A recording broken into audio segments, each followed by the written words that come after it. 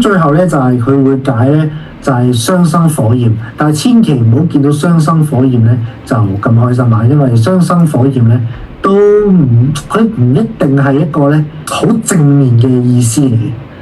咁佢有機會咧係代表緊你有一啲嘅課題需要處理，而嗰個課題咧係同呢一個雙生火焰有關，又或者係咧佢亦都有機會咧係會解作咧對方會成為一塊鏡去映照你嘅課題，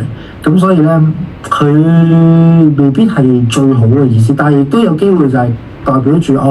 可能咧你遇到呢個雙生火焰啦。咁但係即係我又唔想喺呢度俾太多嘅結論大家，因為就第一樣嘢就每一個人嘅情況都唔一樣。第二樣嘢就係咧雙生火焰咧，佢帶俾人一種太大嘅遐想，而嗰種遐想咧係一種盲目式或者係迷信式嘅幻想。可能我今日講完，跟住咧有個人佢開個手機，可能同個男仔WhatsApp就見到222啦。哇！呢個仲唔係我嘅雙生火焰，跟住就即刻有好多幻想。但係其實有可能咧，嗰個2222嘅意思係叫你抽離